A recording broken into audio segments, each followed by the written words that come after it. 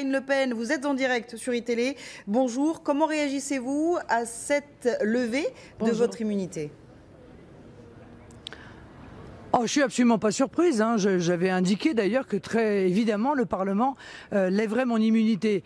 C'est pas très grave en soi. Ce qui est scandaleux, c'est que j'ai là 30 cas de députés qui se sont vus préserver leur immunité à raison de propos qu'ils avaient tenus dans le cadre de leur activité politique, et pas seulement d'ailleurs comme députés européens, mais pire encore, qui se sont vus préserver leur immunité pour des cas de droit commun, fraude fiscale, enlèvement et séquestration, et même ceux qui étaient poursuivis pour complicité de terrorisme, comme monsieur Cohn-Bendit, eh bien son immunité avait été protégée. Voilà, je suis donc une exception, et ça m'étonne pas. Et je suis une exception car je suis en réalité la seule à faire trembler cette Assemblée, la seule je crois, capable d'abord de dire la vérité aux Français et de créer autour du Front National une véritable dynamique susceptible de changer la donne, et notamment dans le cadre des futures élections européennes. Alors on cherche à m'abattre à tout prix. Si on n'y arrive pas sur le plan électoral, eh bien on cherche à le faire sur le plan judiciaire. Je me défendrai, je suis coriace.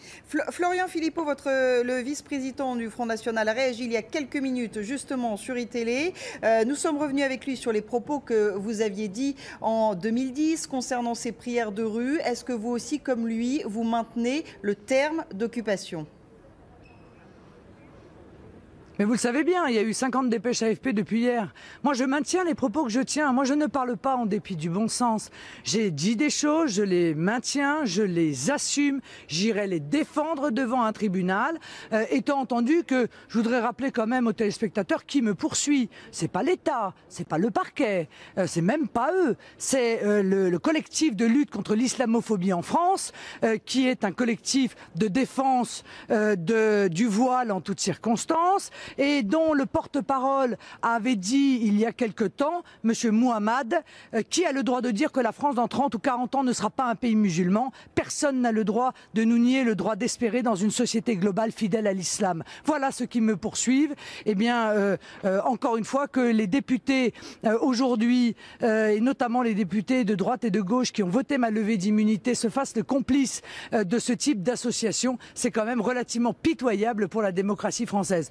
Mais c'est pas grave, j'irai devant le tribunal et j'ai de grandes chances, croyez-moi, d'être lavé de cette accusation portée par cette association pour laquelle j'ai le plus grand mépris. Alors cette décision, vous le disiez, pourrait ouvrir la voie à une procédure judiciaire. Vous comptez vous exprimer devant le tribunal. Cela ne va pas faire du tort à l'image du Front National que vous contribuez à dédiaboliser depuis des mois et des années. Mais madame, merci de vos propos.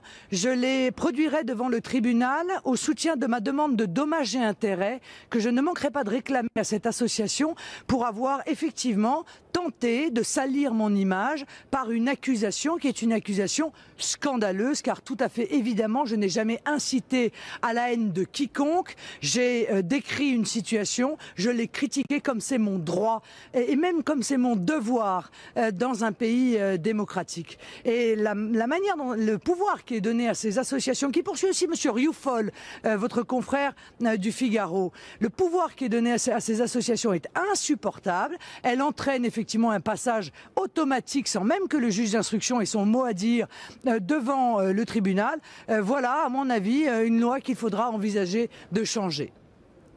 Merci beaucoup Marine Le Pen d'avoir réagi en direct sur iTélé.